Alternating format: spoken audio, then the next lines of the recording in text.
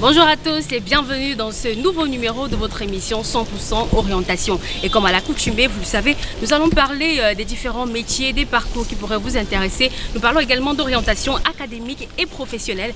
Et aujourd'hui, dans ce nouveau numéro de 100% orientation, nous allons parler du génie informatique. Et en notre compagnie, notre invité de ce jour, c'est monsieur Alex Difo, à qui je dis bonjour. Bonjour madame. Merci, je veux dire merci d'avoir accepté notre invitation. C'est moi qui vous remercie. Voilà. Est-ce que pour le soin de nos téléspectateurs, vous pouvez vous présenter? Alors moi je suis Alex Difo, Oui. spécialiste des systèmes d'information et du génie logiciel. Je suis également community manager à l'Institut universitaire de la Côte. Donc c'était un réel plaisir pour moi d'être sur ce plateau et partager ces moments avec vous. Voilà, c'est également un réel plaisir pour nous. Et le temps pour nous de nous installer, nous allons faire une petite transition, pourquoi pas. Et on se retrouve juste tout à l'heure.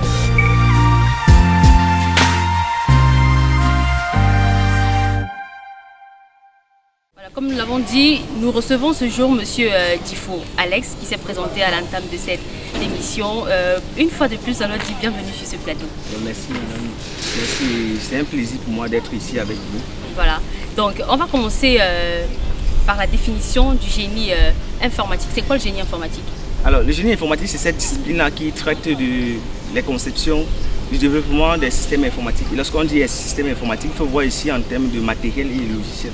Donc c'est tout ce qui concerne ces systèmes informatiques en quelque sorte. D'accord, quand on parle de génie informatique, généralement dans le génie informatique, nous avons plusieurs spécialités. Quelles sont les différentes spécialités du génie informatique? D'accord, très bien. Alors, il faut voir que le génie informatique, évidemment, comme vous l'avez dit, c'est une discipline qui est très variée, oui, et qui est très polyvalente. À l'intérieur, il y a effectivement plusieurs spécialités parmi lesquelles les spécialités liées à l'architecture matérielle, oui, les spécialités liées également au logiciel. Donc vous allez voir par exemple la gestion des systèmes d'information, oui, qui sont ceux-là qui vont analyser, qui vont concevoir des applications de gestion des données. Vous avez ceux-là qui font dans le génie logiciel, oui, ceux-là qui sont spécialistes dans les questions de conception, d'analyse, d'informatisation des systèmes d'information au niveau logiciel. Alors vous avez également ceux-là qui vont faire informatique industrielle, oui, voilà, qui vont gérer les parcs industriels des différentes entreprises ou unités de production. Vous avez également ceux-là qui vont faire la maintenance des systèmes informatiques. Ceux-là sont vraiment calés au niveau du matériel. Donc ce sont les spécialistes du matériel en fait. Vous avez également ceux-là qui vont faire dans l'infographie et du web design. Voilà. Et bien évidemment, avec la montée en puissance de l'internet et de l'informatique ces derniers temps, vous avez l'apparition de nouvelles filières, notamment dans la cybersécurité. Vous avez des nouvelles filières dans l'intelligence artificielle. Donc, c'est un domaine vraiment passionnant qui mérite d'être parcouru. Et quand on parle de passion, j'imagine qu'à la maison, par exemple, il y aura plusieurs futurs étudiants qui se demandent bien quel est le type de bac qu'il faudrait avoir pour faire une spécialité dans le génie informatique. Très bien. Alors, là, vraiment, c'est une très bonne question parce que vous avez aussi des candidats qui viennent d'avoir le bac et qui se demandent bien est-ce que je peux faire dans le génie informatique. Alors, il y a un certain temps, c'était impossible parce que le génie informatique, c'était avec le complexe que c'était des formations qui étaient uniquement dédiées aux personnes qui ont fait des bacs scientifiques. Oui. Voilà. Mais aujourd'hui, dans certaines écoles, dans ces grandes universités, notamment à l'IUC par exemple, vous avez des cycles comme les TIC qui permettent à tout le monde, tous ceux qui ont un bac quelconque, toutes séries confondues, de pouvoir suivre une formation et développer des compétences pour pouvoir exercer dans ce domaine-là. Donc c'est une formation qui est assez ouverte et aujourd'hui, dans les écoles comme l'IUC, avec ses partenariats, vous avez la possibilité d'effectuer, d'exercer dans ce domaine-là, quel que soit votre baccalauréat. Voilà, et à titre de rappel, nous mentionnons également que dans la plupart des établissements depuis quelques années, il y a aussi la spécialité TI qui est déjà au niveau des établissements. Donc ceux qui sont passionnés depuis la base et qui l'ont ressenti, alors ça a été détecté chez eux, une passion pour l'informatique, ils ont aussi la possibilité de choisir exclusivement la spécialité TI depuis le secondaire avant même d'arriver à l'université. Alors que fait l'ingénieur dans le génie informatique? Alors dans le génie informatique, l'ingénieur ou bien quand on voit ingénieur, il faut voir en termes de femme ou un homme. Bien sûr, bien sûr. Ce sont des formations très ouvertes. Alors vous allez voir, ce sont ceux qui travaillent sur des projets qui touchent notre quotidien. Ça peut être des systèmes embarqués dans les voitures que vous avez dans les voitures, les avions, oui, voilà, ou bien simplement à la maison. ou encore ça peut être des projets liés à la gestion de l'information dans les entreprises, parce que ce sont des problèmes cruciaux qui sont d'actualité, et les entreprises aujourd'hui, dans le domaine du génie informatique, il est question de pouvoir tant les informatiser, tant pouvoir les sécuriser. Donc, c'est le gars qui fait l'étudiant ou bien le diplômé qui fait dans le génie informatique, lui, il touche un peu à tout, en mettant sur pied des solutions ingénieuses et qui permettent vraiment de pouvoir gérer efficacement les systèmes d'information.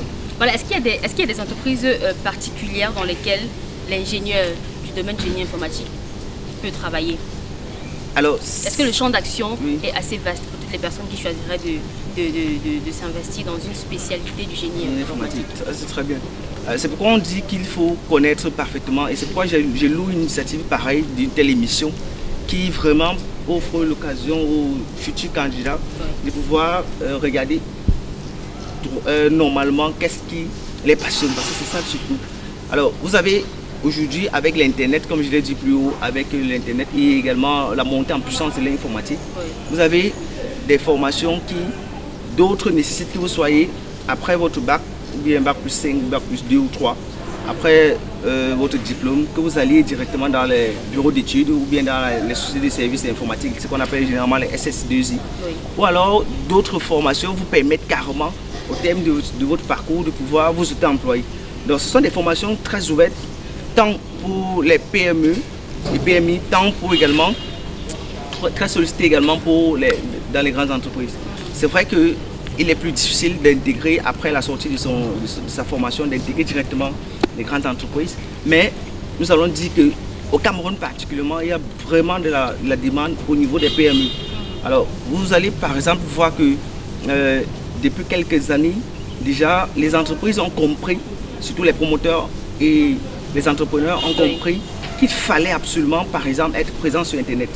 Vous voyez? Alors, être présent sur Internet, bien sûr, ça nécessite des compétences dans le webmaster ou encore des compétences d'un développeur. Voilà. Donc, vous voyez que ce sont des réalités, des paradigmes qui au fur et à mesure sont cassés comme ça et qui ouvrent vraiment un large champ aux diplômés. Après le baccalauréat. Après le baccalauréat.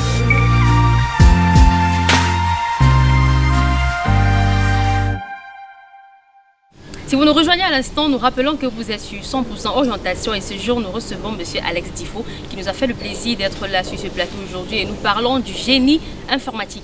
Alors M. Alex Difo, est-ce qu'aujourd'hui, selon l'évolution du contexte actuel, il serait possible d'avoir un monde sans informatique? Nous voyons qu'il y a la conception de plusieurs logiciels, nous avons la conception de plusieurs applications qui sont là au quotidien pour nous faciliter la vie. Est-ce qu'aujourd'hui, il serait concevable d'avoir un monde sans informatique? Alors, je dirais tout de suite que il y a quelque chose de primordial lorsqu'on parle de l'informatique, c'est l'information.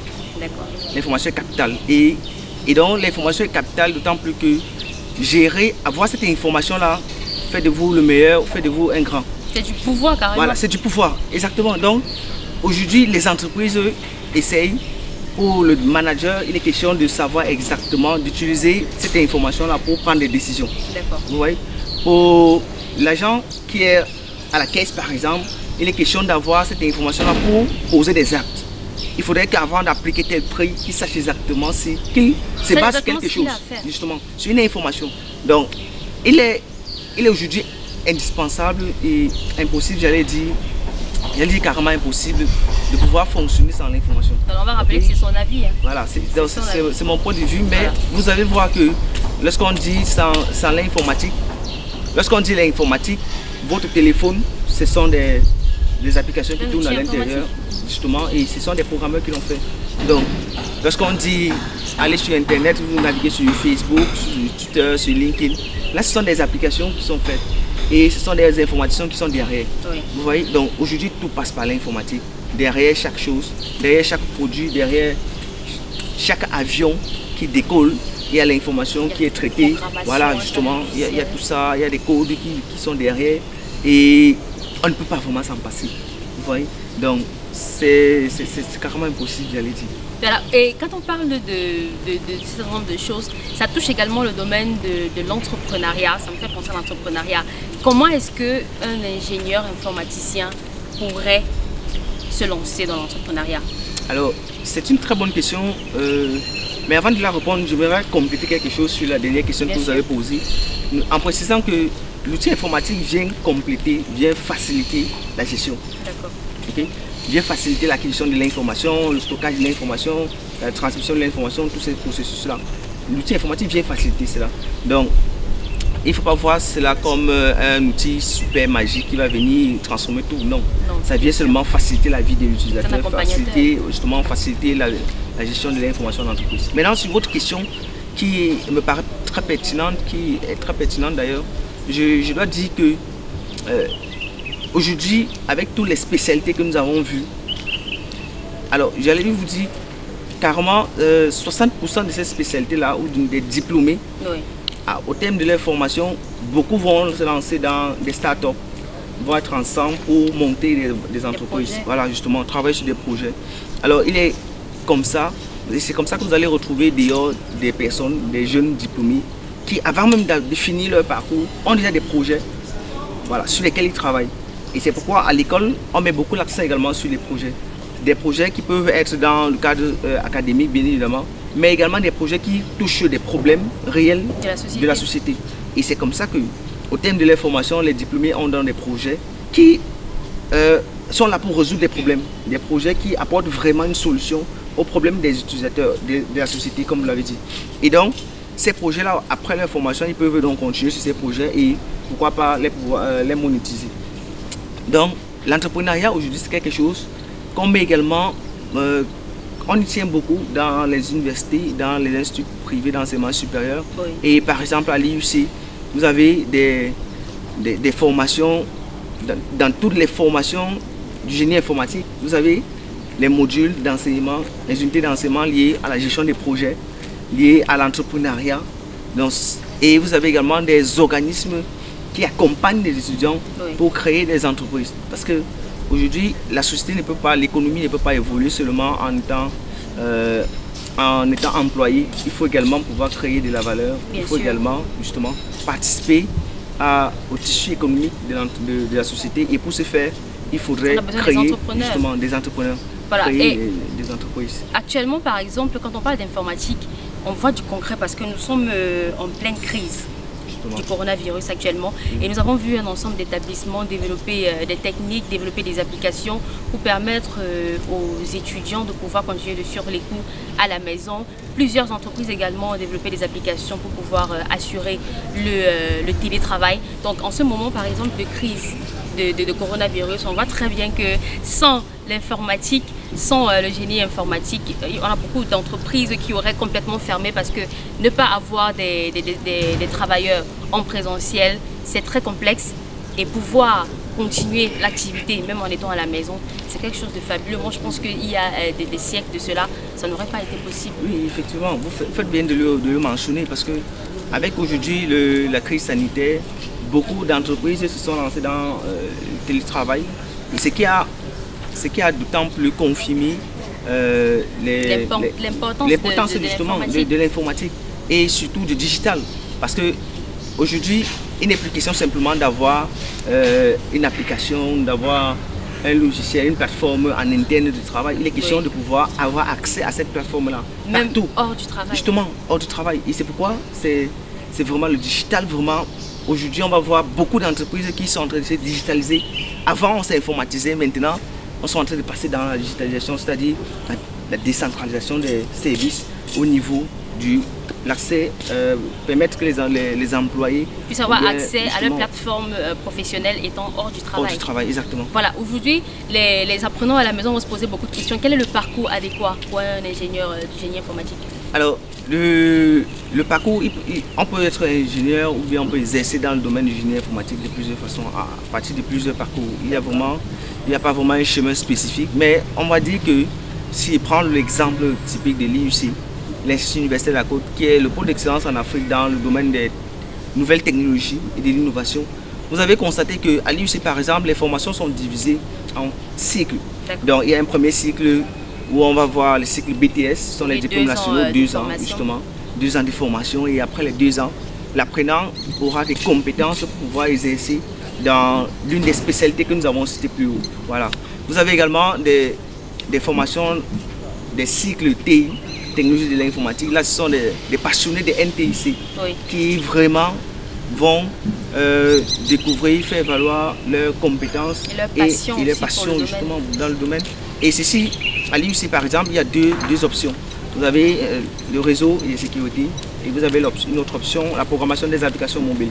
Donc vous avez un autre cycle, les classes prépa 3e, qui prépare les ingénieurs dans le domaine de l'informatique également.